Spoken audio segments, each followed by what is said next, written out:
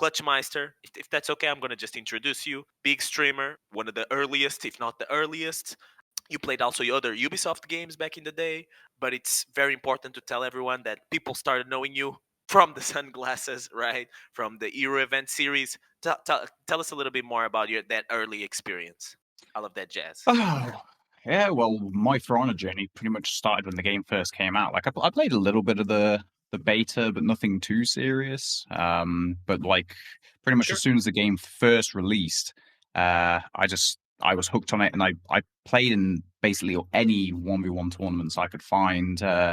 Started off on Warden, but it didn't even last a month before not just myself, but pretty much every top player began to notice that the character just was not viable at the highest levels of 1v1s. He had the problem way back when Oh, the game first really? came out. Way early on, like Warden, people realized that you could just dodge roll away from his Right. shoulder bash mix-up, and he had no way of countering it. You know, he didn't have the Valiant breakthrough that he has now, the dodge forward heavy, which was added purely for that reason, Right. to punish the rolls.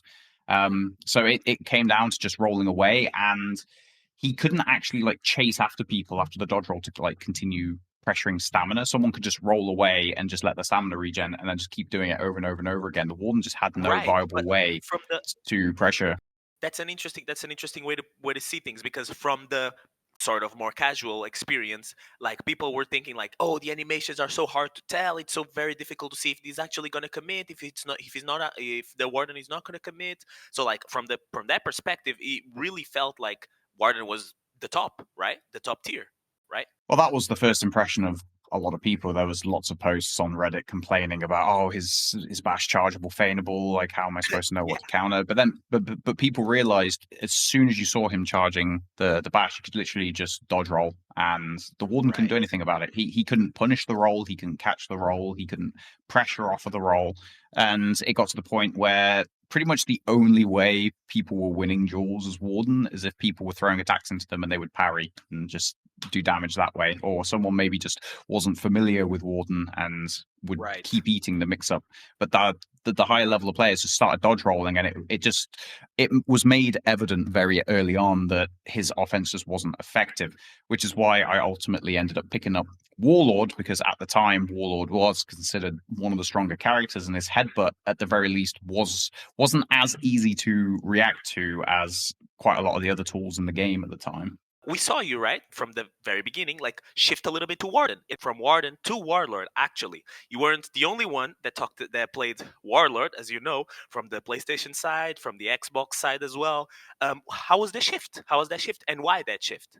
Well, as I mentioned, the Warden, it was made evident early, just wasn't good enough, and I wanted to compete at the highest levels. And I had a lot of like top 16, top 8 finishes, and a lot of like top tournaments early on Right. PC. Like the first like few weeks the game was out, but I just always kept running into the same problem. And I noticed even players who were considered to be like top Warden players at the time, like for example, Extelion, who was friends with Pete Moo at the time, he Mm, was considered to be one of, if not the top Warden player.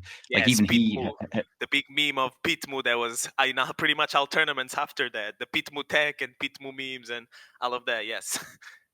But yeah, like even Exaon started to struggle a lot with Warden when people started to learn about how to counter the offense, and I was just like, well, I want to play something that's actually going to be able to, win tournaments. I don't want to feel like I'm at a massive disadvantage and struggling, even against players playing stronger characters who I knew weren't on like the same skill level as I was. So I swapped to Warlord and started playing a lot of Warlord instead, and that's when I started having a lot more success. I got my first top 4, I got my first like second place, and then I eventually ended up winning like more and more tournaments, which is what led me to continue playing the Warlord for quite a few months actually. So it felt like a natural transition. It felt like this is the character. He has the defensive capabilities. He has the offensive capabilities. This is my main. Sort of like that. Yeah, as you mentioned, the character was very strong defensively because back in those days, his full block actually it was not guard break vulnerable. So even Wow. if you guard broke a Warlord whilst he was sat in the full block, he could just counter guard break.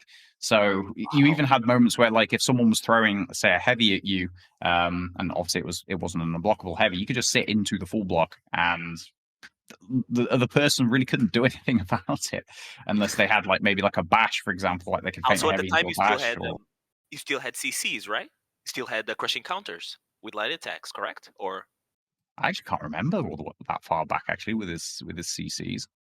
But I mean, it was dodgeable, right? You could have dodged from full block, and you could have also stayed full block, and you could have crushed. You could have counter guard break. Wow.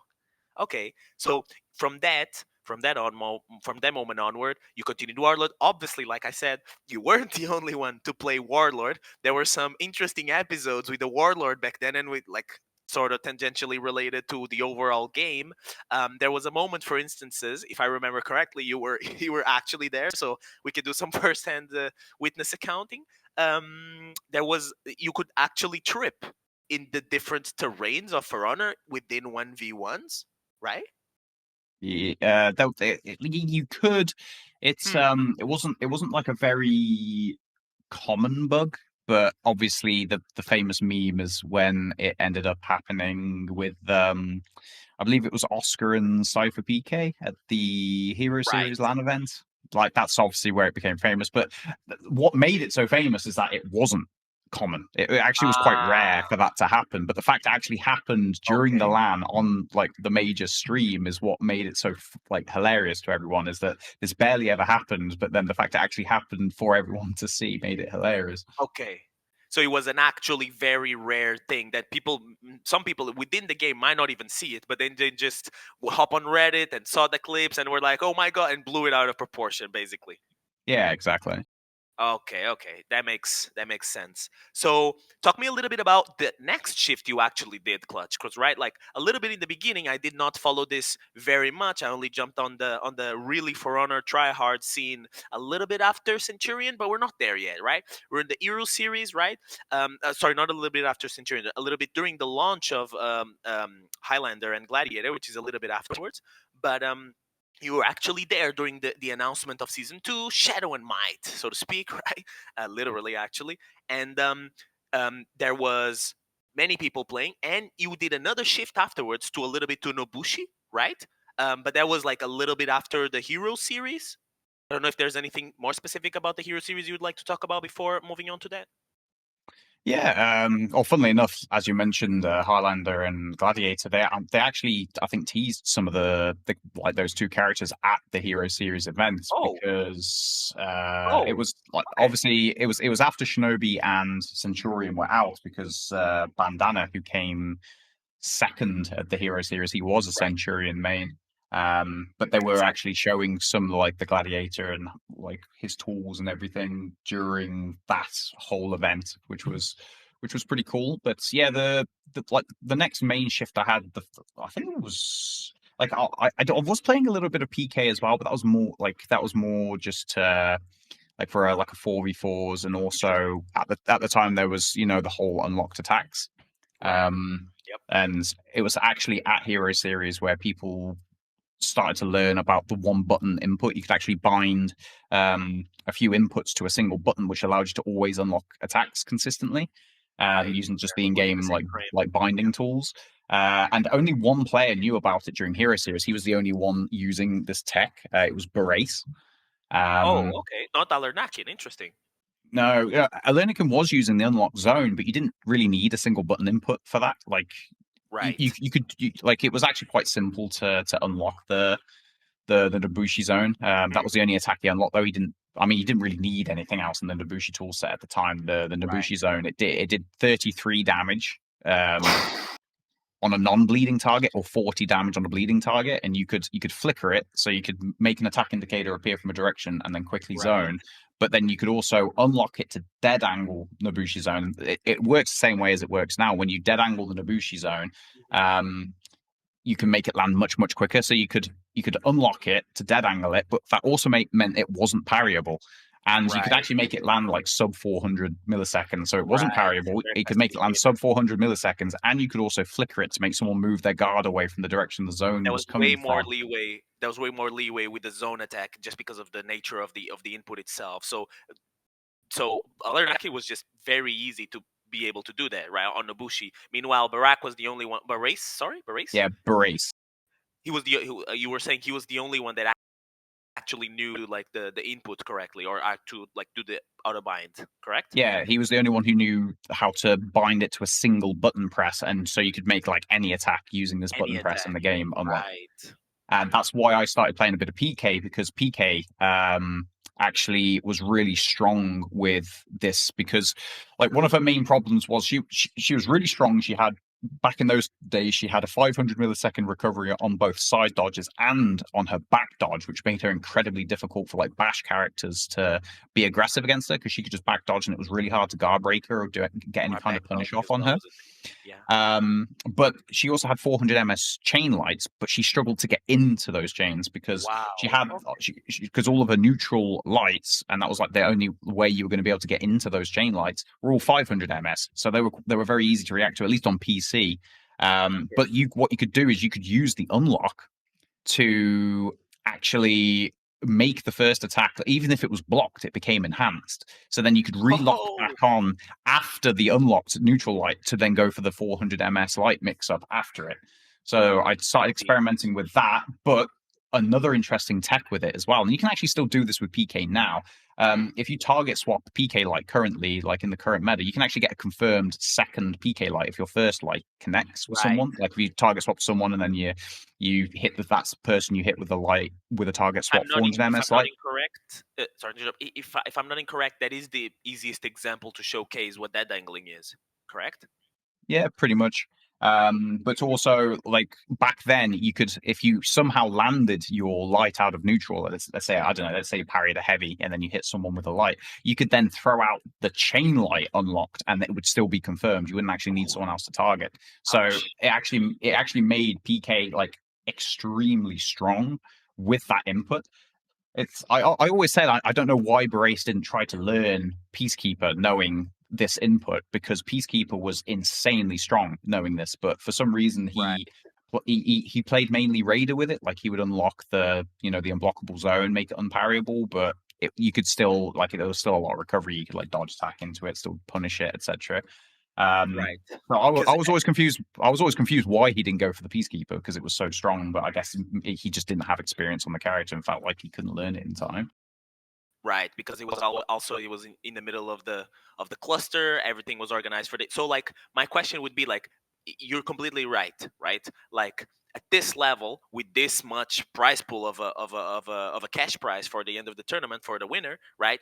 Everybody would try everything, right? Everybody was incentivized to just try as much as possible and just use all of the tools available in order to win, right? That's obvious. So like within the Euro series, I would like to see your perspective on the overall tournament, right? It ended up being like people saw on Reddit, and some clips were out of proportion, other clips were reflected what actually happened, and then there was the YouTubers talking about it, like sort of an overall perspective. What is your take on it? Because it was the actual first tournament that For Honor did, right? We had a lot of views, right? Some moments were very much like we had very good the there were a lot of, I'm pretty sure that some people like streamed it at the same time, not necessarily on Twitch, I don't remember, but like in surrounding platforms. And there was like Bilibili as well. There was a very active Chinese community even back then.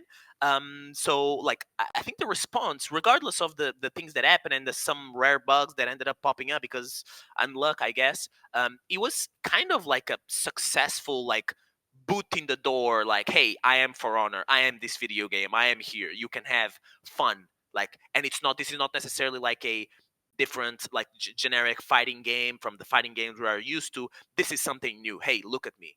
Do you sort of agree with that perspective, or would you take like a completely different one? I would actually probably say that tournament ended up being quite a negative form of marketing for the All game right. because obviously with Alernikin winning, playing Nabushi with the unlock zone, um, it ended up with lots of people, saying, "Oh, he like cheated because he used this like Right. bug to unlock and everything," which was just ridiculous because everybody in 1v1s like was using some form of like unlock attacks. Because at the time, offense was just really poor in For Honor. There was very, very, very few characters who actually had any way of like dealing Yeah. damage to a high level player who was playing very defensively. So you had to use these tools to Slow actually make. indicators as well. Yeah. Yeah. Yeah. Yeah, you had to use these things to actually deal damage to open up defensive players with really good reaction times. And in those days, everyone was using it. So there was other people trying to play Nabushi the way Alernikin did, but he was the only one who made the character at that time work at that level in 1v1s, But unfortunately, lots of people said like, oh, it's cheating, or the game's a joke because of the unlocks, or they Right, saw right, the tripping over the stone. Oh, it's a buggy mess. All this stuff. right. I'm pretty sure there was even I can't remember which website it was on, but there was a news report, and it was just someone basically saying how someone had cheated their way to the prize pool, and it was obviously all sensationalist, and it Obviously, was yeah, made yeah. by someone who wasn't familiar with the scene. So, if anything, I would actually say that that tournament ended up being Reporting quite itself, the a marketing for negative, yeah, like a that. negative, like it pushed beyond the fans of For Honor and to the wider gaming audience, but in a very negative light, which was Right. very unfortunate in my opinion. Like we actually said to the developers, we were expecting a 4v4 tournament to be announced because we knew about all the problems with unlocks and all this, and we knew that Right. people wouldn't like seeing these things. We knew the casual player base and the people outside of the game would make memes about it. But Very icky, unlocks, yeah, yeah, but the unlocks weren't as big of a problem in 4v4s. So we even said to the devs, oh, you should make a 4v4 tournament. It won't be as problematic with the unlocks. It'll be more interesting to watch, and Dominion's always been the most popular game mode. Jules Right. was the second largest, so like obviously Jules has a huge player base as well. But Dominion was always the more popular game mode. It's what most of the casual players played. So we said, do this. The bugs won't be as much of a problem. It will be more entertaining. But the devs didn't do that, and they decided to do a dual tournament. And unfortunately, it resulted in that negative marketing. They obviously changed it for the following Dominion series that they did. We did But got an hiatus in terms of tournaments for how many seasons? For like we got like I think 4 years or five without a oh sponsored no, proper. No, no, the Dominion series happened just a 2020, I few think. months. No, Dominion. Sorry, I said Dominion series. I meant Huh. it was they did a Dominion tournament, like a Oh, proper tournament where they held the finals at Montreal a few months after the Hero series. It was like Hero series, but it was like a Dominion version. And what they did was is basically they had qualification tournaments where they had pretty much all the top players were captains of teams of Dominion teams, oh, and they made and I they recall. made their teams, and there was like an NA region and an EU region, and all the teams played Right, against each other for a few weeks, and then the highest placed team that won the most amount of points in these like matches against everybody in EU became the representative of EU, and then from NA became the representative of NA, and then they had right, basically like region a world based. a world championship in Montreal. That Right. was their first like official Dominion tournament, which is what I ended up winning when I was captain of the team that became Team EU. Right. I miss that timing. I miss that era because like again like the Euro series just occupied so much space. Okay, so let's move on to actually a little bit further. Now the beginning of season sorry, the end of season 2, Shadow and Might, and when we actually got, you mentioned it earlier, Highlander and Gladiator. I also mentioned it earlier, Grudge and Glory. By the way, Clutch, real quick, whenever I just sometimes I interrupt you, it's just to be able to like keep up a natural flow of conversation. Not to feel like I'm just super like interviewing you, like question after question after question. But if you feel like I'm interrupting your flow of like something specific, you can literally just say, okay, that's completely fine. All right. All right, yeah, but no Okay. problem so far. So Shadow and Might came and gone with all its good things and bad things. Season 3, Grudge and Glory. We had just Highlander and Gladiator, right? You were also around during that time. We also got 2 new maps. What do you thought about those 2 heroes? Just in broad terms, so we don't like take too much time going through the timeline here. Gladiator was actually not too bad. I think he was a slight improvement from the developers in terms of them giving a character a tool to like open people up out of neutral, his zone and toe stab. Hmm. Something that he could constantly pressure characters with, interrupt with. Yes, it was 600 ms. Yes, it was slow. Yes, it was reactable, but it was still an improvement over a vast majority of the cast that we'd had. Like Centurion, for example, he had a 600 ms bash, but it was Right, a dodge forward bash. So not only did you have the tell of him dodging forward to give away he was going to try and bash you, it was also 600. Whereas Gladiator had no startup, it was just immediately right, straight into the zone or toe stab. So right, it was seen as an improvement, and it wasn't easy to punish either because you obviously you could go for the zone, you could feint it. So he actually had a form of offense you could use which wasn't easily punishable. So Gladiator was actually seen as a bit of an improvement, but Highlander was the complete opposite, and he actually ended up probably being the worst character the game had seen up until that point. He had Mm, very low damage output. He had no form of offense. Um, he didn't do anything. Like he couldn't gank, he couldn't team fight, he couldn't 1v1. He was probably the worst 1v1 character in the game.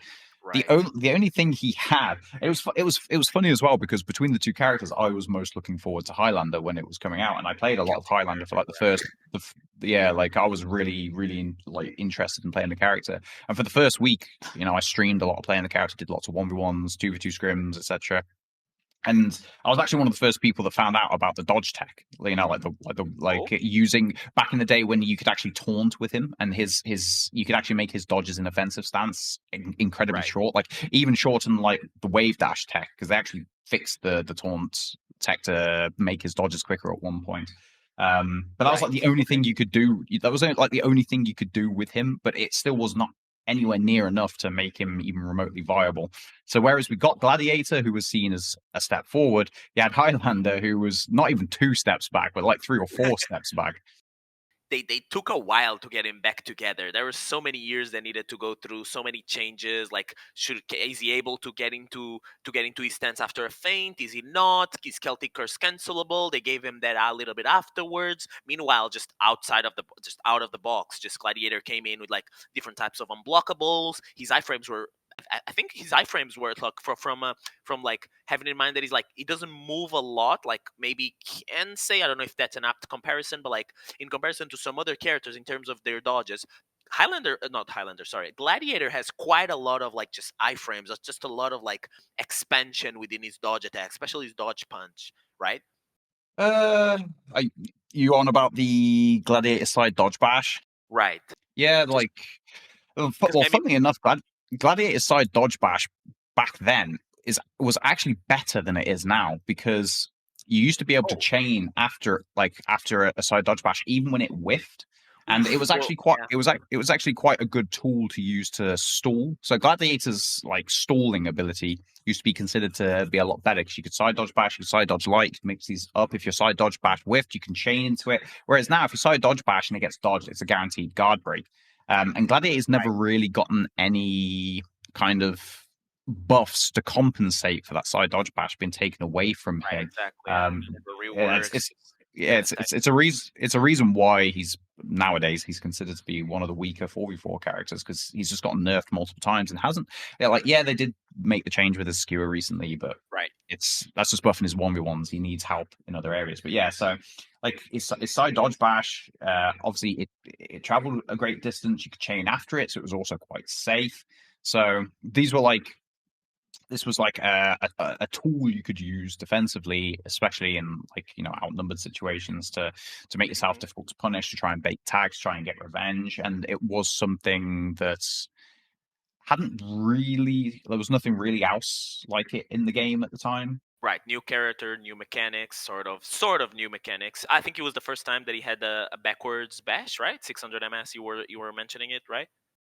Yeah, the toe Yeah. stab. So I okay, mean, so you did have Shigoki Hug that was input the same way, but it was a very different thing. Like Shigoki was such a long animation, it was wasn't much really meant slower, as an right? offensive tool, whereas toe stab, I mean, the zone was more the opener in 1v1s. The toe stab was more just Right. kind of like quick bash to confirm like heavies in team fights or in gank situations, Right, things which like that. which kind of goes together with the fact that you guys, I don't know if it was just your opinion, but like most people in the meta, most people that played meta and were known in the meta, were really pushing Ubisoft to play a Dominion, to do a Dominion tournament instead of the 1v1 series, the hero series that we saw, right? Like, because you guys really wanted to, hey, that these new characters have lots of capabilities in 4v4s. They're not going to necessarily be highlighted the same within a 1v1 setting, right? And you guys were really trying to push for that. Yeah, exactly. We knew that 4v4s had obviously a much higher skill ceiling. We knew they would be much more fun to watch. There's just a lot more going on in general, a lot more hype moments, like big team fights, lots of like anti-ganks being like really hype. Lots of the Dominion maps as well being very expansive, very pretty, because obviously the game's always had fantastic art style and that Right, right, really right. really is shown off 2017, well in 16. those. Yeah, like it really is showing off well in those 4v4 game modes. And we just knew that a lot of characters that maybe weren't very good in 1v1s had some other areas that they could actually be good in 4v4s, whether it was ganking or anti-ganking or 1v1 team fighting, etc., etc. So just a quick last note on Grudge and Glory. On season 3, there were, if I remember correct, this is a personal memory of mine. Okay, you don't judge me, guys. But there was during this time that like there were the very, because you mentioned like the sort of meme status and how many steps back Highlander took in terms of new characters. During this time there were the quote unquote Highlander Invitational onlys, right? What was up with that? Was there a meme around that? Was there like a kind of like a serious competitive aspect towards that? I don't know if there was some tournaments that were called that. They were kind of uh, highlighted during the in terms of the community, within the community itself. Yeah, I can remember. I can't remember if it was actually during that season or if it was actually a decent amount of time after. But yeah, there were obviously multiple players who were like hardcore Highlander mains, and I mean they never really got a chance to play Of in course, tournaments because the character was just not very good. So obviously they were just like, okay, let's find out who's the best among just the dedicated Highlander players. And I think, if I remember correctly, the player who did at least the first well-known one on PC was called Rusty Rat. Rusty Rat. Okay, he was. And Go ahead. Go he ahead. was a Highlander main, and The he main was like quite places you well guys known. were congregating on, I think, was for Glory, actually, right? Yes, that was pretty much ever since the first year of the game. That was made as like a competitive server. They used to hold a lot of For Glory tournaments as well, which I used to compete in a lot. Right. And Discord that's just server. naturally where, a lot of the PC players went to meet up and to, scrims or play in tournaments, etc. Right. Little bit, a few weeks, months after that. Actually, well, a little bit before that, because I think you mentioned that the invitational was like way afterwards, and my memory is kind of betraying me a little bit there. We did got a few leaks that came out. Ronin character, Ronin this, Ronin that.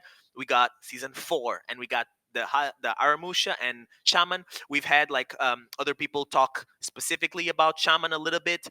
If you could talk a little bit about Aramusha, we pretty much kind of known that like Shaman came in with like very like damage was high across the board in all of the characters pretty much, but we do know that like Shaman had a little bit more ability to like just make people not dodge, to like maybe force people to dodge, right, with the different bashes and the different things. But Aramusha was kind of like, was it a the question basically is, was it a replication of the previous season, or was there some things that maybe the community didn't explore enough about Aramusha?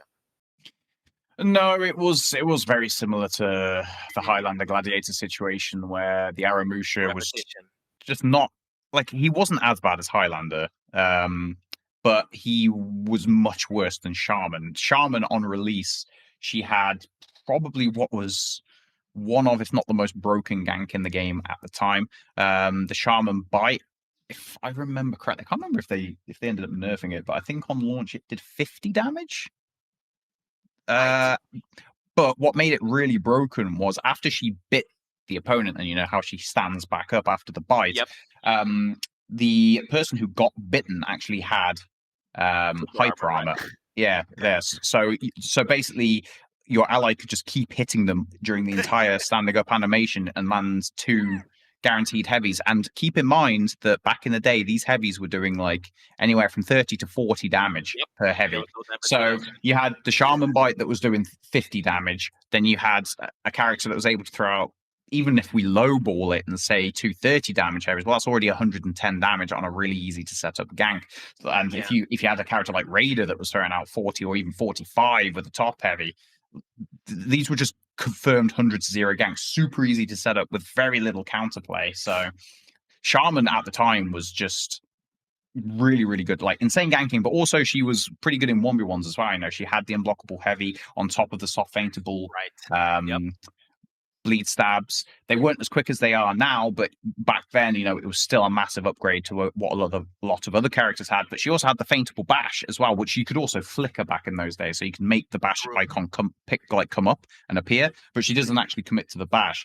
So like even scripts would get tripped out by Right. So yeah, she was like this like huge step forward in terms of the amount of effective offensive tools a character had. She also had these insane ganks, and her feats were also really strong as well. Back in the day, Storming Trap was actually Stunning Trap, the tier 1 feat, and it Right. used to put people out of stamina when they walked into it.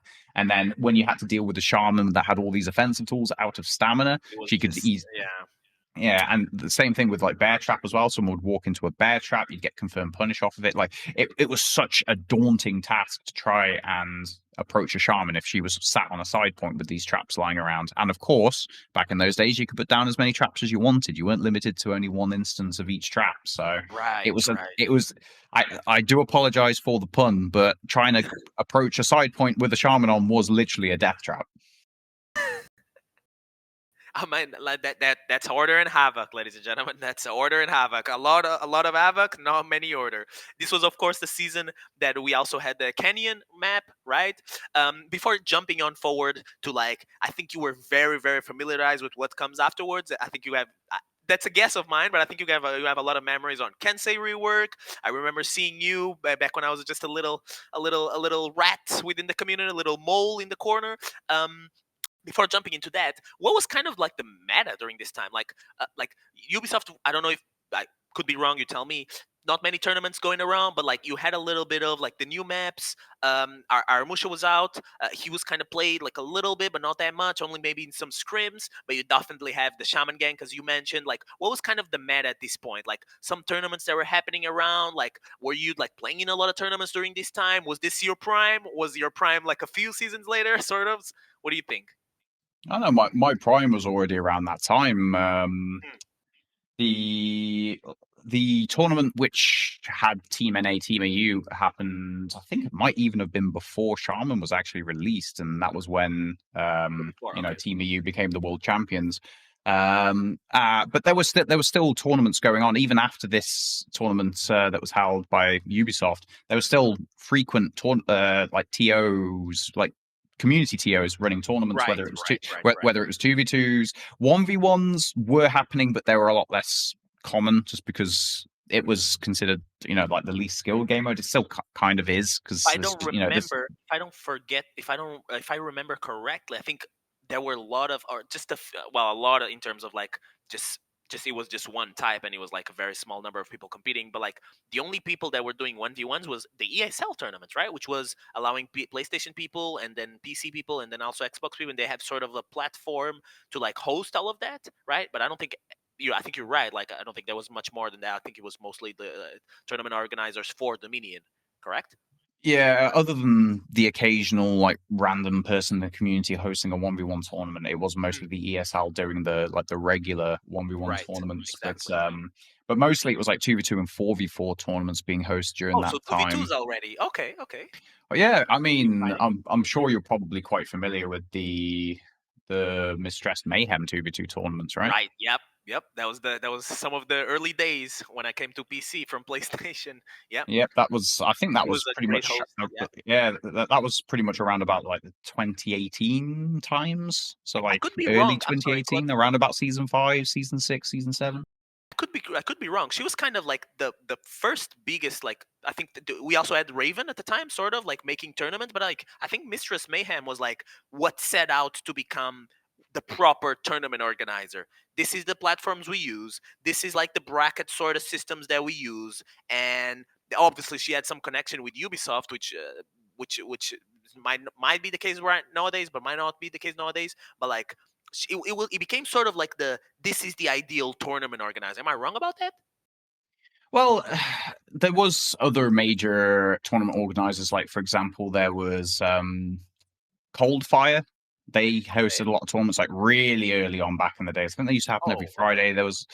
Um, there was also, but a really big name was Dashu, who was the guy who owned For Glory before he gave it to like Setmix, and then Setmix gave it to other Oh, people. okay, okay, okay. So like Dash. Dashu made it all like he was one of the really early like TOs that obviously he would get other people to come and help him with his like running tournaments and mods and things like that. But he was the one who like owned For Glory and did a lot of the tournaments. But um the Mistress Mayhem tournaments, like Mistress was always like interested in the com scene and kept up to date with it and kept like on track with everything.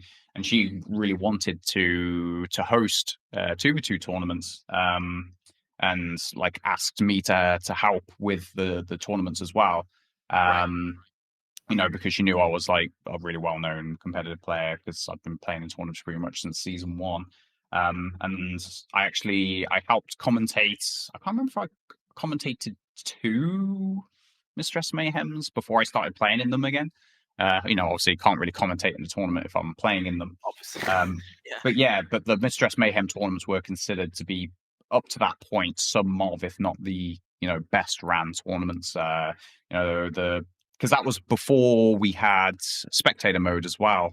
So you had to go into like elimination, and then Temple Guard, and you used to have 5 players, and then the 5th player would be the spectate, and you have to run all the way up to the defender spawn on Temple Garden for Dominion, and then you'd have to kill off the spectator, and they'd spectate the match and everything. Yeah. And Yeah. then we had to Basically, we had to do that because of some issues that were happening with the spectating. But like, yeah, that was most of it, the earliest like comp players will remember. You have to like do like an elimination, kill the 4th guy. And on that note, a little bit going forwards, just so we don't like too much time on this. Season 5, Age of Wolves, right? All of the wolves. We did not got 2 maps, but we got not 2, not 3, and not 4 actually. We got 5 reworks. Character changes, hero changes, call them whatever you want. Many things happened this season, and specifically on the meta side of things, right, Clutch? Oh yeah, the season 5 changes were huge. They were some of Offense the based, defense based, like all of those got a lot of shifts, right?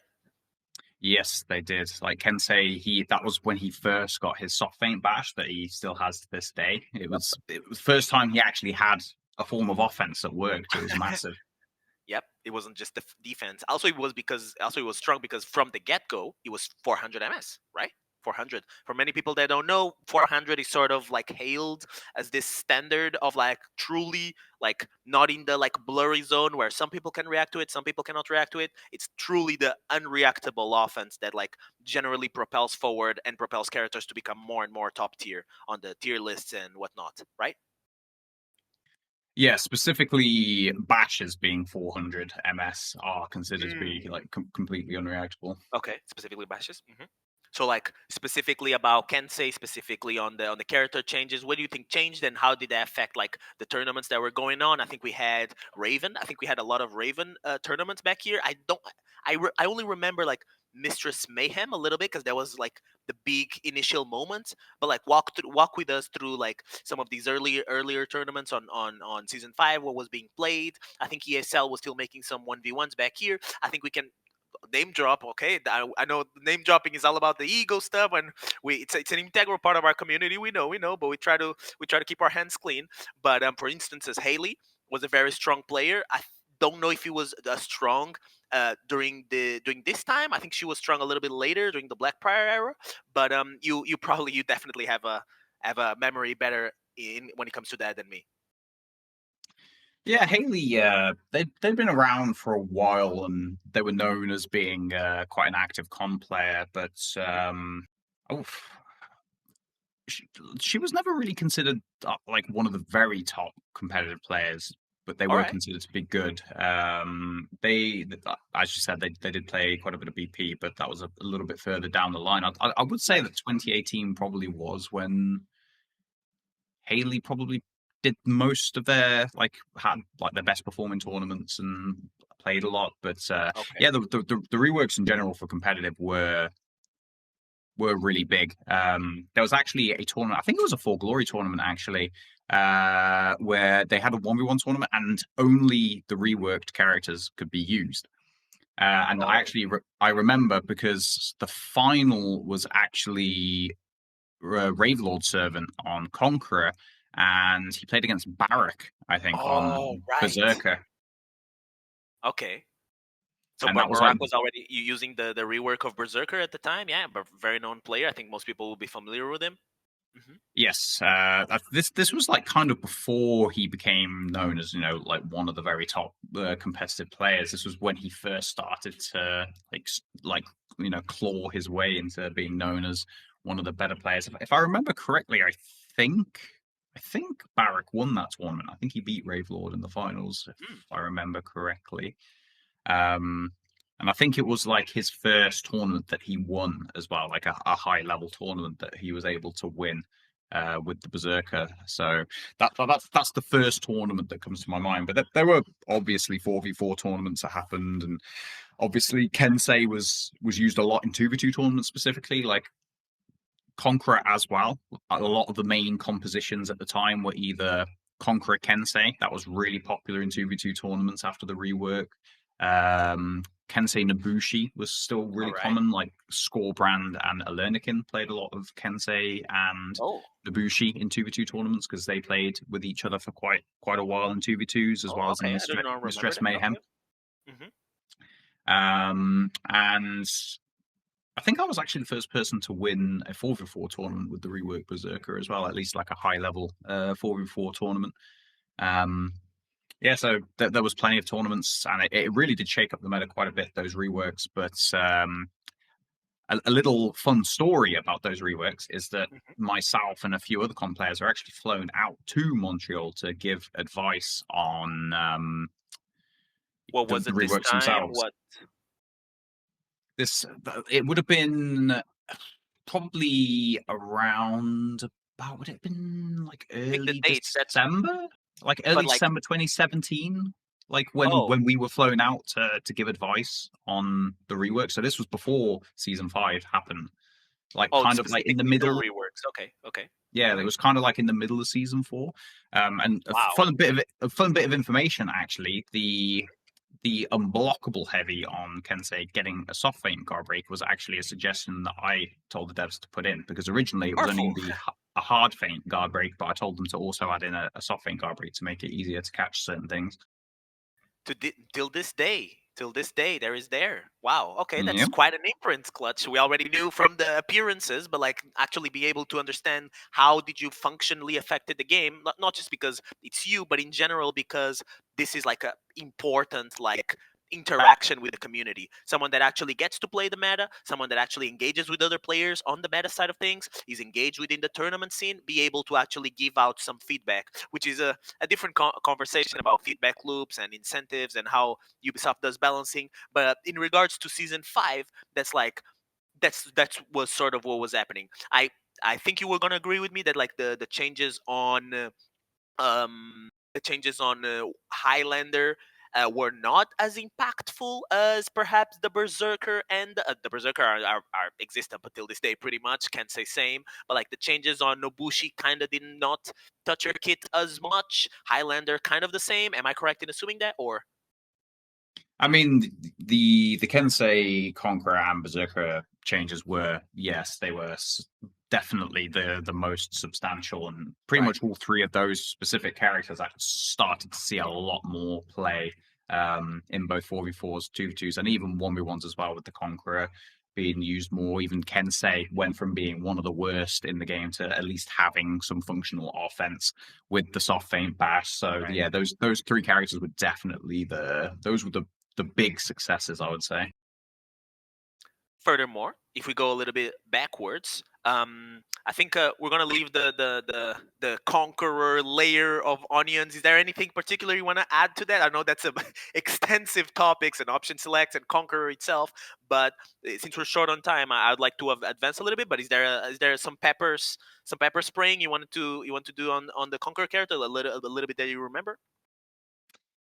Yeah, I mean, he used to have so many option selects, like the superior block on his heavies, the chargeable heavy. So Um, let me but see if I can summarize and you tell me if I'm wrong, right? So first of all would be parry on light timing, right? To parry the light yeah, attack. If you don't parry the light attack, you would get superior block if it's a heavy. So that's the first option select. The second one would be you could go into full block to soft feint after getting the crushing counter frame. So that would be third, right? You would go into full block, and then if they let go, your full block would manage that, and then that would be third, and then fourth would be you are able to zone from the full block if they try to feint to GB, and you could almost kind of fully do all of those 4 layers of onions in a on reaction. Am I on the Well, it ballpark? was Well, you also could just parry, but hold the heavy input and then cancel the charge to True. also block a follow up heavy as well. So if you parried So on there were high 2 time and you onions. charge, Okay. yeah. Well, this is what made Conqueror so annoying for a lot of people Right. is how good Yep. his defense was. But It was a that, problem. Yeah. yeah, that was like the fundamental thing about the character is that his defense was incredibly strong, but his offense wasn't incredible. Like, yeah, they made his bash 500 MS, which helped. But then at this time, players were getting better and better, and those 500 bashes started to become less and less effective, at least on PC. So it got to the point where eventually they had to start buffing it up. But yeah, Conqueror's defense at the time was pretty crazy. Funny enough, I just want to add a small parenthesis. You tell me if I'm right or wrong. It seems that we are seeing kind of a comeback because of, at least in 2v2s, of the Conquer character, because of his ability to spacing, like now with dodge forward. But like it seems like he's still got some like his bash, the animation feels to be so untelling that like he can indeed be played still, even though like the dodge forward bash is just like any other dodge forward bash, right? 300 milliseconds into the startup, into 433. But it seems like he's still got it in there. He's still got something, even with all the option selects removed. Conquer still retains some ability to really open up people, regardless of the of all of the offense changes that people might agree or disagree with. Am I right on the ballpark here, sort of? Well, yeah, the Conqueror of like the modern times is completely and utterly different from the Conqueror of those times because Right, you of know course. not only is his bash 433 now, which does make it effectively like unreactable. Like he can sometimes react to it, but you're not going to be able to do it to any like massively Right, consistent of degree. course. But he also has the feintable bash and chain now, which is completely unreactable. He also Of has course. unblockable Yeah. chain heavies now, which he didn't used to have, which then you can also go off of you can use the feintable bash off of. Right. So like the character is like very, very different now. And as you said, the dodge forward heavy has helped a lot. For a few reasons. One is that it gives them a really good tool to stuff guard breaks now. So, you know, someone goes feint to guard break on like an unblockable. The dodge forward heavy does 24 damage, which is a really, really high amount of damage, especially for a 140 HP character for like a read punish, Yep. which is really good for him. You can It's flip it on actually not. GBs as well. Yep. Yep. The main reason they added it was to punish rolls, but it actually doesn't do that very well because it's only at like a fixed input into the dodge. You can't really delay it. Right. But but it allows him to keep up with people externally. So like let's say you've got a Conqueror on your external. Say you're locked onto one player and you've got a Conqueror on your right or left, and you try to react to him dodging forward to Right. get away from his bash. And he used to struggle to keep up with people and have to actually pressure people when they did that. But now with his dodge forward feintable heavy, it allows him to cover a bit more distance and actually pressure people externally better, which also helps. But a big thing as well is that a big problem with Conqueror's old bash used to be that he was very easy to, when they changed bashes to be 300 MS input at the earliest, but they sped up the animation to make them unreactable at 433. Somewhat. Um, Yeah.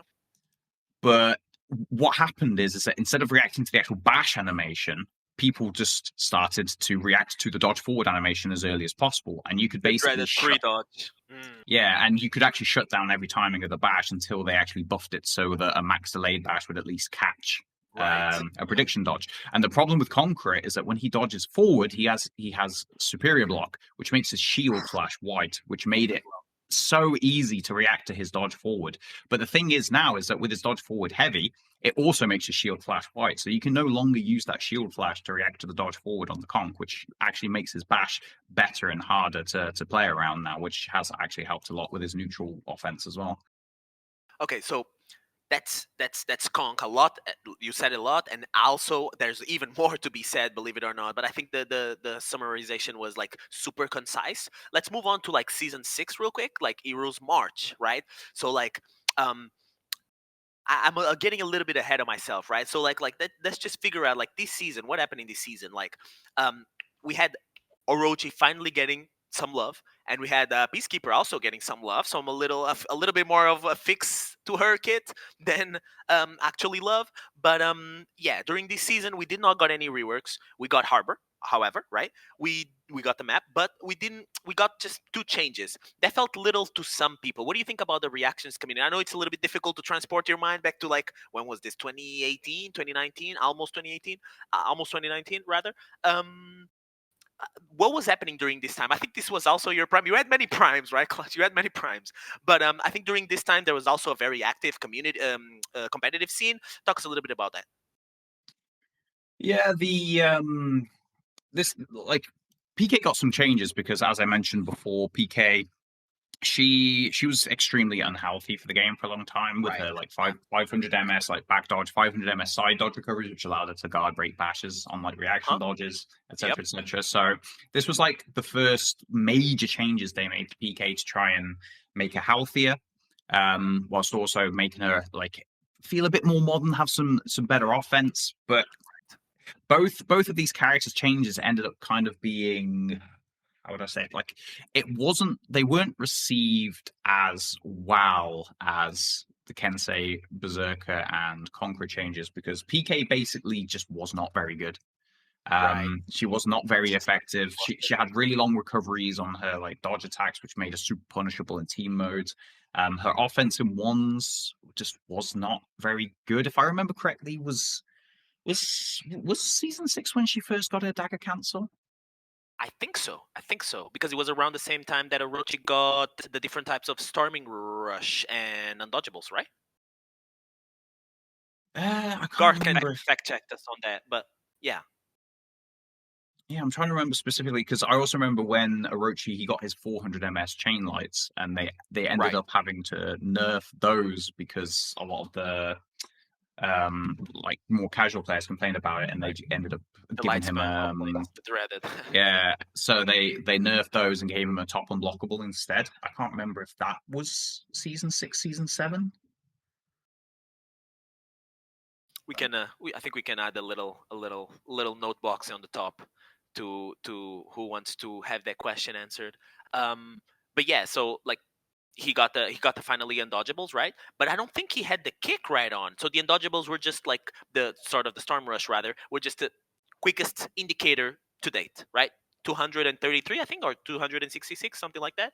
And everybody lost their unreactable less than 400. Oh my god, crazy! Even though he had a very long startup and there was like some animation differences between the different sides, but people just were not, you know, super happy about the Orochi rework. They weren't happy about Orochi in general, right? There's a reason why they call him Roach to this day, or Orochi whatever. But yeah, Orochi, regardless, was kind of creeping up. Correct? Was kind of creeping up throughout the meta around this time. Correct? I wouldn't necessarily, at least not at the highest levels. Neither PK or Orochi after these changes were really considered to Hmm. be that great, which is All right. Okay. why people were kind of disappointed with the season. Like neither of the like PK was made quite substantially worse, although she kind of had to be because what made her strong Yeah, the unhealthy was aspect. kind of unhealthy. Yeah, so people weren't too fussed, even though we were disappointed at just how weak they made her. But Orochi, he'd been in that position for a long time, like during year one, where he was kind of like a Storm Rush was really good for gangster, but I mean it stayed that way for many years. And his top light was just obscene because it just did Right. like 32 damage double top light for no reason on a 500 ms light. Yep. Yep. So they Last wanted time they where wanted to damage was try and standardized yet. Yep. Yep. Sorry. Go ahead. like they wanted to try and again make the character less like monotone or a bit more fun to play against and play as, but the character just wasn't very strong. They didn't do enough. Like this the storm rush you mentioned, it's like yes the indicator was short.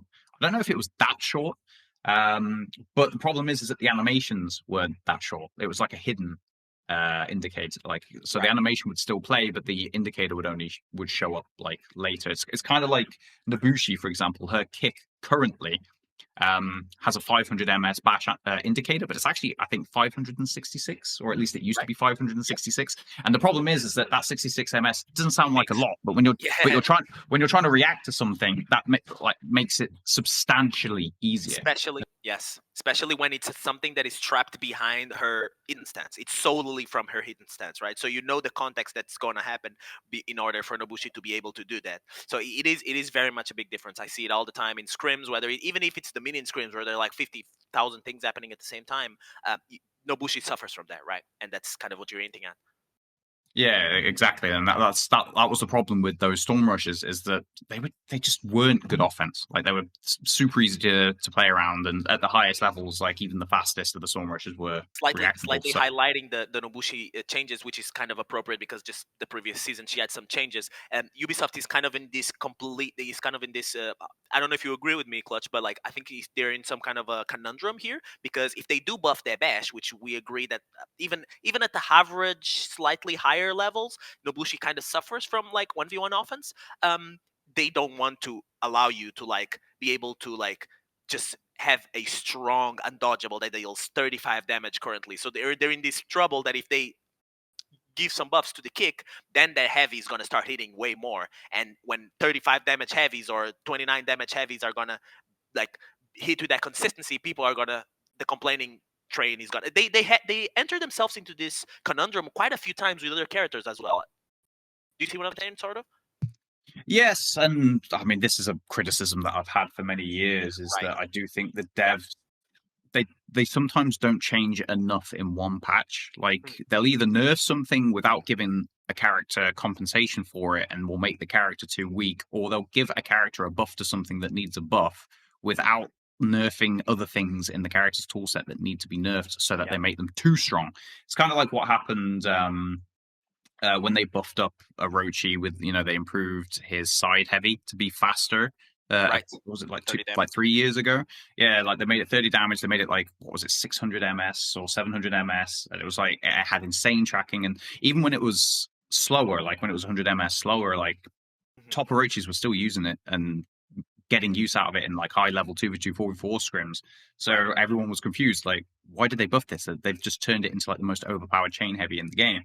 Yep. And that is like what you were saying, is kind of the problem, is that the devs, they would need to nerf other parts of Nobushi's toolset. Like, a big problem right now is that, the bleeds that Nobushi applies barely feed any Don't revenge, want to deal and with that. there's some of the best like peel tools in the game. So, Yep. everyone wants those to feed the adequate amount of revenge. We want some kind of damage nerfs, or maybe like a change to her passive Right. that gives her Exactly. that 20% damage increase. But we want that kick to be buffed. And the problem is that I think, especially considering now that we're getting even less changes, probably due to like, budget reasons. The game's been Right. out a long time now. They don't have the same budget that they had It's a years ago to make difficult these massive struggle. patches. It's a difficult struggle, that one, of like perception versus reality, right? We got here the Queen of Mid Lane, who has had this status for as long as I remember, right? Consistently, continuously, people are still playing Nobushi on high level 4v4s, regardless of how many like offensive buffs she gets. But yeah, at the same time, there's this kind of like hidden problem that everybody, the elephant in the room that everybody doesn't talk about, which is the damage numbers, right? And the effect of bleed and how effective it is, right? And how maybe if Peacekeeper was buffed a little bit more, she would have the exact same problem, right? Yeah, that is the problem, is that Nobushi 100% she needs some kind of offense in ones, Right. because it's ridiculous how Yep. inefficient her offense is. It just does not work at high levels, and especially now, even like on consoles, next gen consoles having much higher frames, it's reactable on there as well. They really need to give her some offense, but at the same time, they have to nerf all the other parts of her tool set that are overpowered, like 35 damage undodgeable heavies, especially with the no guard on dodge. Well, now it's like a couple of frames of guard on dodge, but it still doesn't stop the bash spam into the 35 damage heavies. Even with the new, hit stun rules that we've got, she still gets a 20% bonus to bleeding target, so she's still hitting really hard. Um, and the fact that she has these peel, like the Viper's Retreat and the Cobra Strikes, that just don't feed any revenge, and Exactly. still do Yep. quite a lot of damage. Like, these Yep. things are things that need nerfing, as well as her actual offense being improved. But the problem is that we probably won't get that. We'll probably only get one or the other. So we're either going to be stuck in a situation where Nobushi's team fight gets nerfed and her 1v1s also still suck, so she'll become underwhelming, or her offense will get buffed, but her damage or her peels, etc., will stay the same, and then she becomes overpowered, like horrendously overpowered. So that is the problem. sort of a damned if you do, damned if you don't type of situation. Summarizing here, season 6, real quick. Um, give us just some blank thoughts. We generally have like some of these tier lists, which are supposed to be like just sort of a representation of what happened that year. So in season 6, we kind of put Warden on the top. We kind of put Conqueror as on the top two because of his layers of option select, etc. And we kind of put the Orochi rework sort of creeping up. It seems like you don't agree that much with the Orochi rework. Maybe you would have put like some other third character here. But what do you think about that? Just quick summarization of what was happening this season, and when it comes to like everybody knows that coming kind of top the tier list are kind of cringe. I don't necessarily disagree, but I think they're a big part of the community. Like, would you put this in this? Would you shape this thing around Warden, Conquer, Orochi? Different reasons, maybe. I would probably. Yeah, I wasn't a huge fan of the Orochi rework. I didn't think it really did much, and they had to make so many changes to Orochi even after this rework to even make him Maybe usable. prioritize Like Shaman instead of Orochi here. Keep up the Warden and Conquer, but change around the Orochi. if I had to make a tier list of like changes in terms of like the best changes, I would say that like Berserker should be up there because Right, they did make him actually like right. playable in 2v2s and 4v4s. Mhm. Even in 1v1s to a degree, he wasn't one of the best because the high level players could still like react to his offense after the changes, but he was at least, a lot better than he used to be because he had absolutely nothing before. So the Berserker rework I think was really, really good. Like Conqueror was a massive improvement as well, even though he still Yes. did have some issues, but it Yep. was a big step forward. And even Kensei, like again, Kensei was considered for a long time to be one of the worst characters in the game, particularly in Honorable 1v1s. mention now at the very least. Yep. I agree. Yeah. So, like those three, in my opinion, should all be ahead of the Orochi rework. I swear I even remember Orochi mains being very underwhelmed because I think if I remember correctly, they actually flew out Oscar Right. um, Okay. for The, that at the time we also reveal. had the PlayStation. Sorry to interrupt. At the time we also had Rikudo, right? Streaming every Yeah, now and then. I don't know if he was streaming just as much, but he was a very known Orochi player as well. I don't know what was up with yeah, that. yeah. I remember Rakudo because he did a lot of like Soul Calibur competitive as well, didn't he? I think so. Yeah. Yeah. And if I remember correctly, I think he was also kind of disappointed with it. But yeah, Difficult to. Yes. It's been a while, but I think people. That it wasn't there was definitely not a consensus like this is definitely the best rework ever or this is definitely the worst rework ever, but no, people were definitely not. having a lot of questions for sure, for sure. Um, in this topic of like streamers, I would like just to ask you a few personal questions regarding like what is it like to be Clutchmeister? What is it like to be behind the sunglasses? Okay, everybody knows about the seasons, and after season 7, after season 6, sorry, we had a little bit of like a Twitch sort of a switcheroo because we had the final the Warden and Valkyrie rework. But before talking about that, you were streaming a lot during these times. I think this was like the when you put that in the most amount of hours in Twitch specifically, like what is it like to have a community that like expects you to play a specific character? Maybe is there like some like community lead responsibility? Also, because at some point, Clutch, correct me if I'm wrong, I think you were the biggest For Honor streamer in the platform, especially around these eras, right?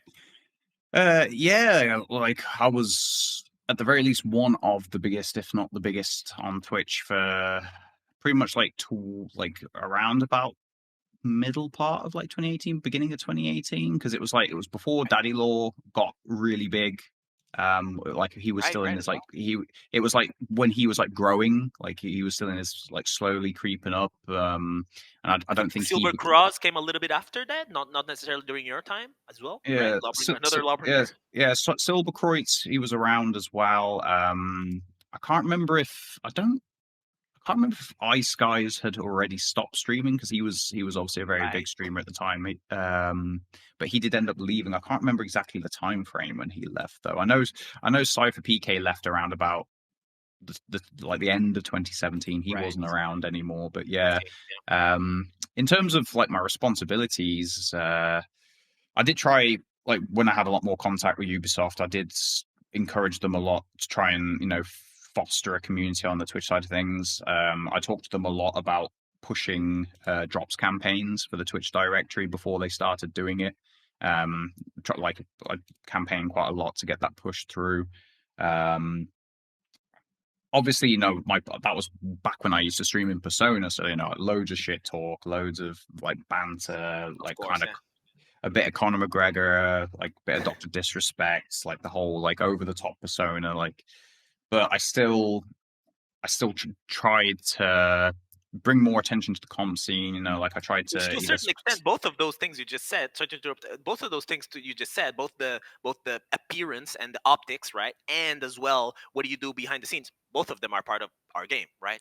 We all deal with like emote spamming. We all deal with like perceptions of people, ego. That's a normal thing within a competitive game, and that's definitely what For Honor had from the beginning, right, and was supposed to have from the beginning, right? Sorry. Yeah, I mean that's why I did it, because I didn't want my streaming at the time, like my gameplay, just to be high level gameplay. I wanted it to have this unique, entertaining edge, Right. and I do still think that my Persona days were the most entertaining times of my streams, even though I do find it much more chill, much more relaxing to stream as I Right. do now, just as myself. I do think that was peak entertainment. But even when I was doing my Persona, and like even though I had to keep up this performance on stream, I still tried to like commentate, to spectate, to try and advertise for like tournaments, and like try to like suggest balance changes, all these kind of things. For like I tried to shine a spotlight on the comp scene, tried to help it however I could, because in 2018, It's obviously there difficult to wasn't keep a balance really. for sure. Mhm. Sorry. Yeah. Like in 2018, there was only like community tournaments, and there wasn't tons of tournaments. It was mostly just like your occasional For Glory tournaments, like Dominion Right. tournaments, or there was like Mr. S Mayhem tournaments. Like 2v2s were like the main thing, but there wasn't loads and loads of tournaments. It had dropped off a bit compared to like 2017. So I was just doing my best to try and keep some entertainment, and try and keep a breath in the comp community as much as I could, whilst not letting my persona slip. So, Too and much. when it Yeah. came to like playing certain characters, I pretty much just used to play what I wanted. I never used to take Oh, okay. specific character requests. Maybe on a day or two, if I was feeling like it, I'd be like, yeah, if people want to see a certain character, I'll play him. But most of the time, I just played what I wanted, to be honest. What is it like to engage with the demographics? We know that like the demographics in like YouTube are very different from Twitch, but like you definitely saw like recurring faces, of course. You definitely saw some people that were like people that kind of interact a little bit more with you, other people that just stay a little bit more in the background and only like say something like, oh my god, you missed that parry, oh my god, you didn't block that light, whatever. Like obviously it's way easier. Well, for some people it's not that clear, but for me it's obviously clear. That's way easier to talk when you're on this side of the screen rather than actually during the gameplay, especially when it comes to tournaments. And at some point you also decide to just turn off the camera, just focus on the tournament, and that's I think what some of your best performances were highlighted. But like in terms of the demographics specifically, what is it like to have like the For Honor like people in your chat? Like for instances, one thing that is like very much everybody knows, right? Like For Honor is primarily a male like game, right? Our player base is mostly male, so like there's some interesting conversations to have had about like how to like interact, how to foster like a community that's like very very like at the same time there is the toxicity, like there is this is all I'm from Xbox Live, so obviously I know what that is like, but like right currently, but like what is a way we can like foster healthy behavior but at the same time don't leave back our like our brand, and at the same time like maybe encourage a little bit of a more diversified like demographics. I know there's a lot of questions I'm throwing at you, but yeah, tell me what do you think. I mean, it was always kind of entertaining, because obviously I attracted a lot of the more competitively oriented individuals, because I was known as, pretty much for the past, like, until my retirement last year, after I won Right. the 4v4 Ubisoft tournament. Mhm. I was pretty much always known as, at the very least, one of the best players, if not the best player. So people used to come to my streams, to learn, to watch top level competitive, to get meta opinions, these kind of things. But I would quite often get, more casual players coming in and saying like, "Oh, why are you ganking? It's dishonorable," and Right. all these variations of like what a lot of the more casual players would say. And Why are you doing obviously this back. this way and not in that other way? And it's like you have no idea how many contexts like I have to explain to you in order. Yeah, yeah, I mean, I feel it. yeah, but obviously back when I was in my persona, I just used to roast the shit out of people. So I just used to, yeah, I just ripped into them. It was like free Right. entertainment. But if like it doesn't happen anywhere near as much now, because I think a lot more of the viewers are a lot more experienced, because it is quite a niche community that we have in For Honor. It's not like this True as well. massive like Fighting game game, anymore. mixed action Yeah. pack, mixed competitive, mixed. Yeah, yeah, for sure. So I don't get as many of the more clueless people saying things. Although when I've posted TikTok clips, I think TikTok clips tend to be I do get a lot more like casual people, but on the Twitch side of Right. things, it's a lot more like Interesting. people who have played for longer. So I don't tend to get as many of those anymore. And if I do, I'll just tell them like they're wrong, and I'll explain to them like why I'm Right. doing this or why I didn't do that or why what they're suggesting is bad. Right. A little bit more on the demographics. If there was like just on a 5 second part of to finish the segment, um, if there's anything you could like give to Ubisoft, I know there's generally not like a overall solution. Almost all games like have this problem, but like, how would you be able to like talk with Ubisoft and be like, hey, maybe you need to change your content a little bit more in order to bring up a more diversified demographic, because like it might be a good thing but it might also not be a good thing. It's a conversation to be had whether like it's good that Ubisoft, not most Ubisoft games actually, I should not say most, I should only say like mainly like For Honor, because that's what we are familiarized with, that they have a very strong male heavy demographic, right? How would we be able to diversify this, maybe bring more women into gaming? We had some splendid like women players within the tournament scene, right? So within the niche of the niche of the niche, right? So like, if there's anything you could say to Ubisoft that they could hear regarding that, also on the topic of community lead responsibility, what would you bring up? What would be appropriate to bring up in your opinion? Uh, Any I thoughts, if any? mean, obviously, like it has been predominantly male, but honestly, if you think about it, we've had quite a lot of female representation, at least when it comes to the like the content creator side of things. Like, there's been lots, even to the current day, we still have some long-term like female content creators that will stream. Like Right. Demeanors, she's been around for many years, streams quite Wax, right? regularly on She Twitch. plays on Xbox, right? Yeah, like Wextra, she streams very regularly. She's been growing a lot, really entertaining. Has been even hosting tournaments and stuff as well. Well known, like Oh wow, I PK didn't know that. player. Yeah, like we've had CC doesn't stream as much as she used to, but still comes back from time to time. Like we've had quite a lot. Like yeah, we don't have any, I guess, like massive, like top high level comp players that are female, but we've certainly had a lot of like content creators over the years. Like yeah, a lot of Fair them. enough. I mean, look at for example, we talked about Mistressed earlier, Hmm. and before she went to work with Ubisoft and be part of the For Honor team, she was also a content creator. She was both a tournament organizer and she also streamed a lot of For Honor as well. So yeah, we've I think we've had quite a lot of like female representation in the content creation space. But Okay. if I had to have a general piece of advice for helping the general demographics, I think something that would help a lot when it comes Becoming to, behavior, whether it's within the demographics itself, yeah, just stuff that comes to your mind. I think a big thing to help patch the gap between, let's say, casual players and the more experienced players would be just to actually include some good teaching Tutorials, material in the game. right? Yes, because they've I attempted heard it to a lot. rework I it. heard it a lot. Yes, Funny enough, Bini said something very similar to that. Yes, within his interview part. Yeah. Sorry. Go ahead. yeah, like the problem is that they've reworked it so many times as well. It's not even like they've changed it once, but even since the game first came out, we had like we had a much higher production quality teaching material in the game, but it would literally tell players to do things that were either wrong or they were trying to tell them to throw out attacks that weren't even confirmed. Like they were Right. just telling players completely the wrong information. And even now, to this day, the game is approaching like in 4 or 5 months, it's going to be 9 years old and we Yep. still don't have any tutorial materials teaching players how revenge tags work, which Yep. is Has to such be a previous videos, fundamental mechanic in especially the Dominion and in videos. 2v2. It Oof. Yeah. blows my mind that they do not have this. The Like biggest. Yeah. Go ahead. Yeah. The like biggest, like literally the biggest team fight, like the biggest, most popular game mode. Period. Like has a fundamental teamwork component to it, which is just semi not explained.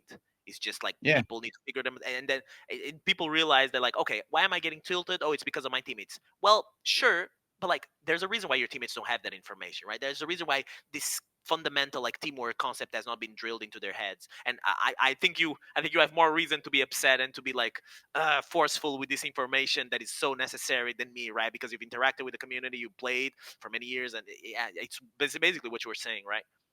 When it comes to tutorials. Yeah, I think that is such a huge Yeah. problem. Is that it's like these players kind of have to make their own assumptions about some of the Right. mechanics Yeah. in the Exactly. game, and then they'll see a comp player who actually understands how everything works, and then they'll be Yeah. really confused, but they'll Yeah. think they understand it. So then, like they'll have all these preconceptions ingrained into them because they've had to make these assumptions, and that is such a huge problem with the game. And you're not even If we ascribing like malice, right? Maybe they played another game that looked similar to For Honor, and they assume the same preconceptions. They assume that you gotta rotate in this way. They assume you gotta feed tags in this way, and it's just not a 1-to-1 correlation, right? It's a different game, but they don't know that. That's the key thing, right? Yeah, exactly. Like it's not even malice. It's just they haven't been taught, so they think they know what they're talking about, and they're quite confident on it because Right. they Exactly. assume this is how it worked. They haven't seen anything to contradict themselves yet, Yeah. and this just drives the wedge further because we don't have any way of teaching new players how the game actually works. Like Yes.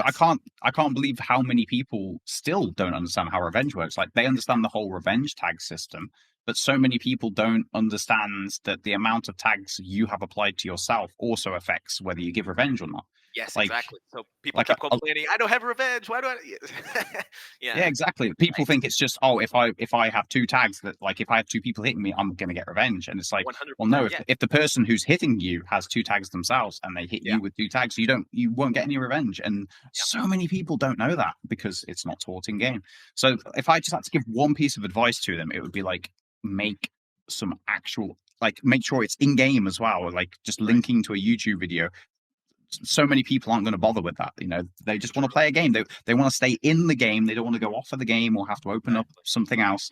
Put in some actual tutorials that properly explain these things, both in terms of like tutorials that a player plays through, as well as like videos and things like that in game to help teach them these mechanics.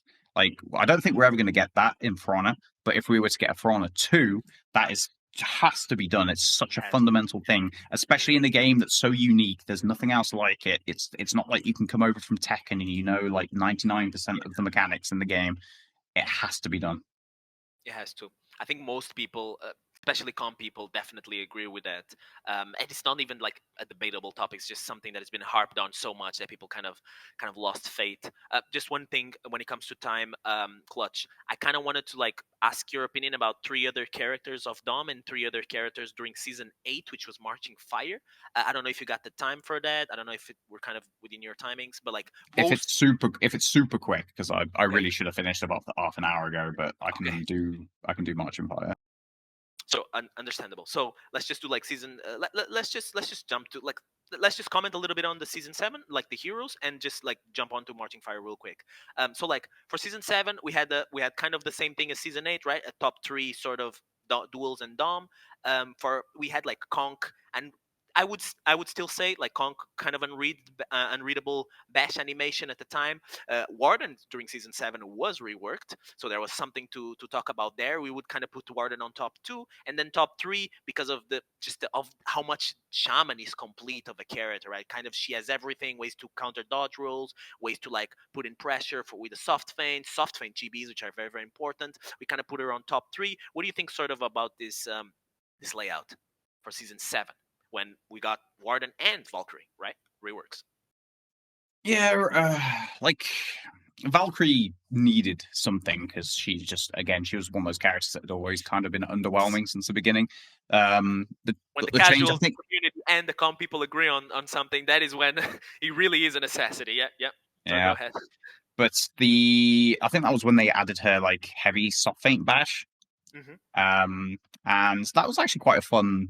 Like it wasn't 400, so it was still reactable, but at least you had to Right. worry about the attack being let rip versus the soft feint, and it did help her flow quite a bit. She still wasn't amazing, Right there. but Yeah. I think in terms of like the fun of the character, it was enjoyable. It helped her flow a lot. Um, so in terms of like how good of a rework it was, yeah, I would say it was alright. It wasn't really enough to make her competitive. in any game mode really, but it certainly was fun and it was a nice change for the character. And I would say it probably did improve her. Even if it didn't make her, Sort of meta, it still helped.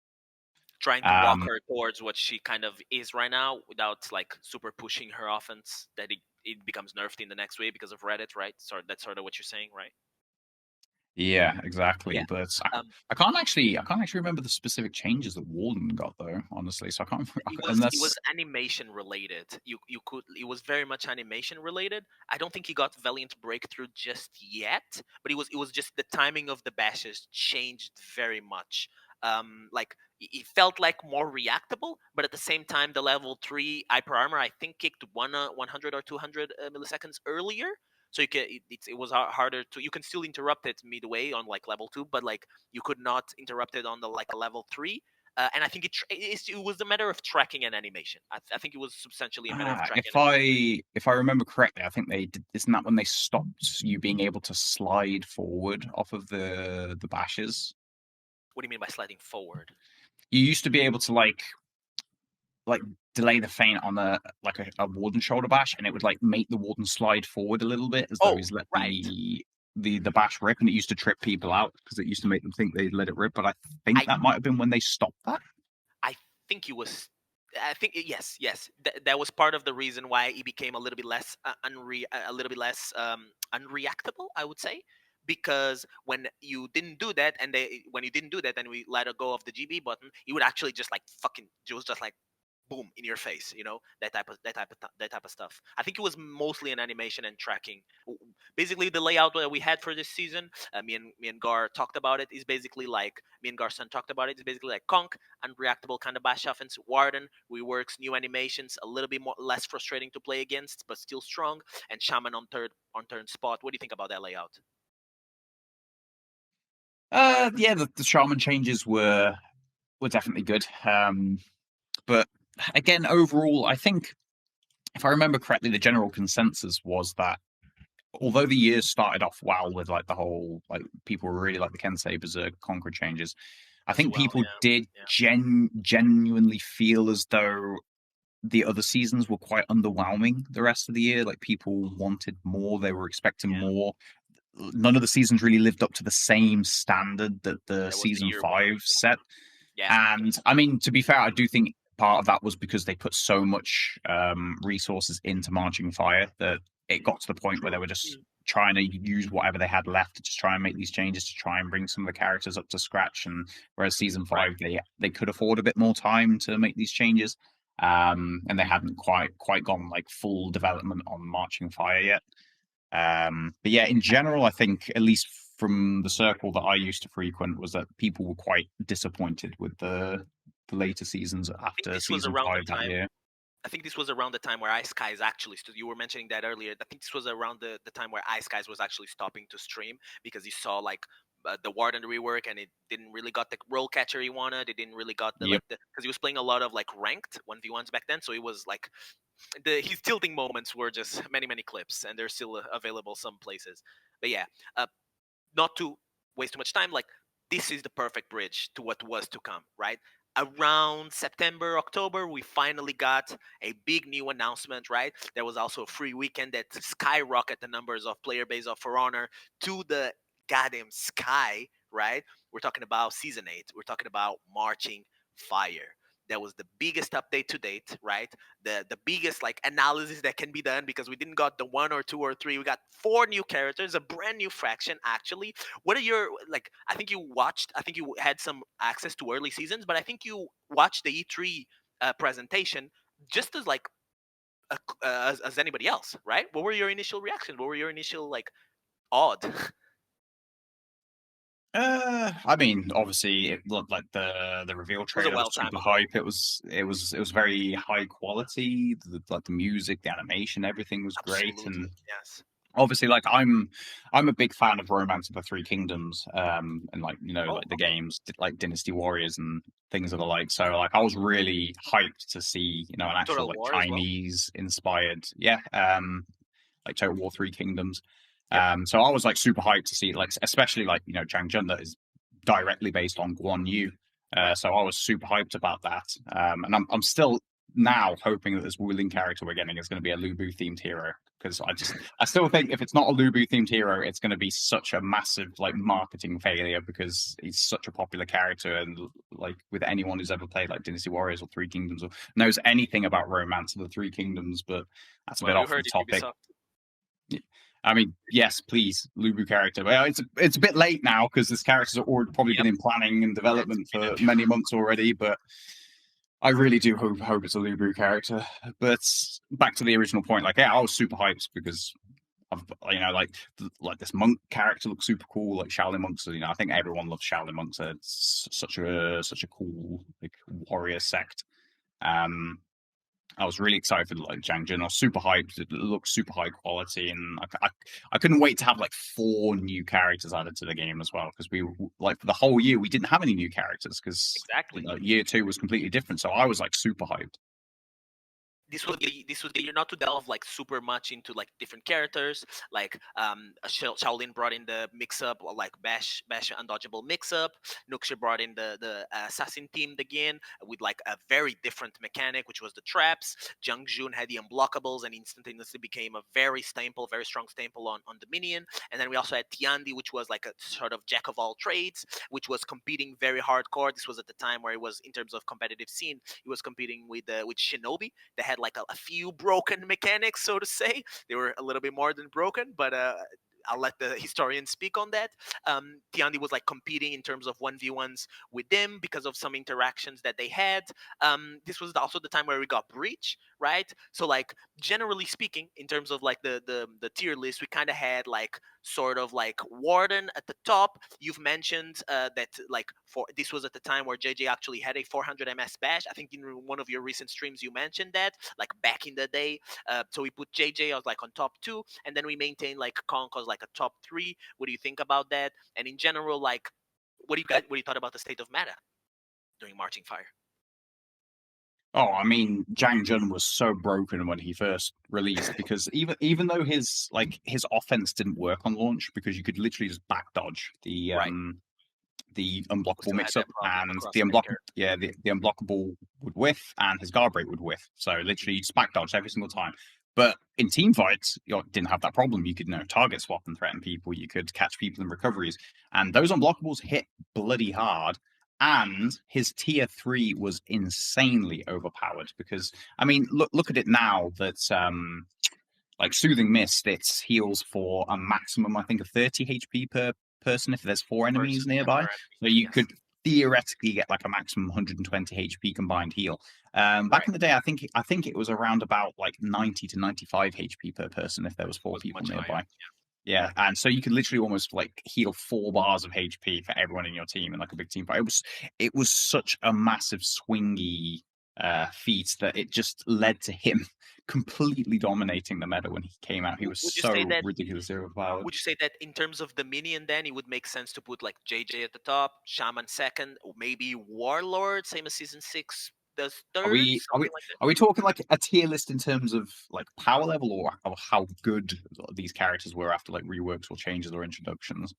Hmm.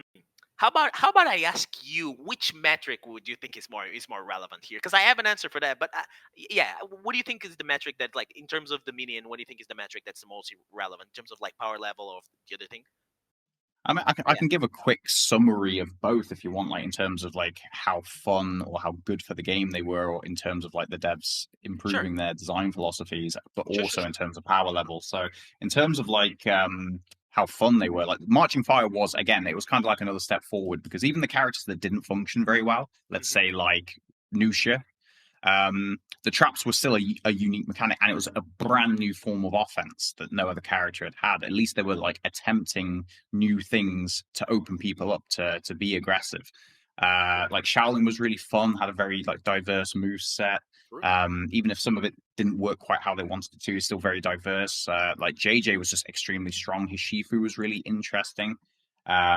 He was a little like flat when he first came out. I think it probably could have benefited with some kind of, because he was a team fighter. I think he could have benefited with a little bit extra like peel with the rest of his tool set toned down, so he wasn't just overly reliant on these massively overpowered like unblockables and tier 3 feat, but he was still cool and interesting, and like all of the animation quality on all the attacks, they were super thematic. You know, the Shaolin monk looked and sounded like a Shaolin monk. JJ looked just like, Absolutely, yeah. you know, Guan Yu, and with all of his animations, like Tiendi as well was so To fluid this day, with all of his Tiandi is my animation. favorite anime. It's hard to pick between the four of them, but like, yes, yes. So in terms of like the devs learning, and in terms of the like the design and the development, I think March of Fire was probably at the very top, with season 5 being like either right next to them, or maybe even just below that. But in terms of power level, we're talking about probably like JJ, obviously, in terms of like 2v2 and 4v4, is like, I would say, right at the top. AoE If we 40 just damage, Yeah, heavy, Sifu zone, defeats, yeah, interactions with shooting on mist. top Yep. of like 140 HP, you know, so he's As tanky, he's well, doing shit, yes. like tons of damage, insane tier 3 feat, on top of like the tier 1 and tier 2, like Inspire, just being able to constantly throw out these AoE damage buffs to assist like Exactly. either ganks or team fights. So yeah, JJ, I would say, is probably right at the top. Berserker, again, he was used a lot in 2v2s, 4v4s, he's got to be up there. True. I don't think Tiendi was used very much. Nusha wasn't used very much. Neither was Shaolin, Not yet, no. unfortunately. Shaolin did not So have the mobility that he has right now. Maybe Shaman Warlord, maybe not. yeah, I yeah. prefer. I think Shaman was still used. Like, for example, you know, like Right. our like back during the first Dominion series, Otto in our team, he actually Right, used. Orthodox, right? He was still using Shaman for the qualifiers until he swapped to Scent. So she was still seeing some use. So yeah, Shaman's definitely up there. Who else was there during that year?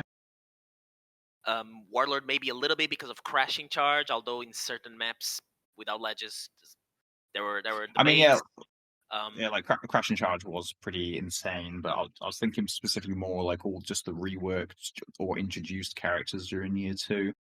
Warden was still lacking a little bit on the hitbox department. Yeah, Warden still was not very good that year, so he would not be near the top. Sent had very good feats, but he was not compensating that much because of how I'm pretty sure Silencer and you won some tournament with the old unreworked Centurion as well, but that's not exactly what we're talking about. But I think it's worth mentioning. I don't know. I Um, don't think so. I think the tournament me and Silencer won, the two v was it a two little bit tournament. afterwards, maybe? It was, yeah, and we played Warden, not Oh, Warden, right, sorry, okay. we played Warlord and Kensei. I think it was me on the Warlord and Silencer on Kensei. Yeah, Right. like Kensei would be up there, Still like I there, said as yeah. well, because for like 2v2s and 4v4s, he was used a lot, even if in 1v1s he wasn't like at the top. So it was mostly like JJ Berserker, like Kensei, Shaman. I would say those were probably the strongest ones from all of the characters, specifically in year 2 that were either changed or introduced. Those would probably be my top 4 picks. Right. All right. Listen, Clutchmeister. There's many questions that could be question. There's many other questions that I could ask you right now. Just in terms of like your career, just in terms of everything you've done for this community. Like, there's people who are like, you know, Clutch has like this personality. They don't really know you very well, but like there's other people who are like, let's be aware of like the all of the talks, all of the balancing conversations, all of the community educating that Clutch has done throughout the years, continuously, year in and year out. But I just got to say thank you for this interview, and just thank you for your contribution to this fantastic game that we all love and love to hate and hate to love throughout these many years, man. I really appreciate your input on everything. No problem. It was a pleasure to be here, and thank you for having me. Just if you don't mind, I just have one more question, just one last question to close it out with the golden key, which is what some people, okay, especially the people that are familiar with your timelines, would ask. Why retire, man? Well, have you not heard the news? I have not. What kind of news are we supposed to be hearing that we have not? Well, I've joined AOG. I'm going to be playing 4v4 tournaments again. Oh, okay. You've joined AOG with the Likimon and Vanlar. Oh, that's great. Listen, okay, I'm gonna be watching those tourneys for sure. Hopefully, watching, maybe even with some speck of luck, maybe even participating. Man, appreciate the Yeah, that'd time. be Okay. nice. Hope to see you. Thanks for everything, man. Appreciate it. Okay. Yeah, peace. Have a good one, man.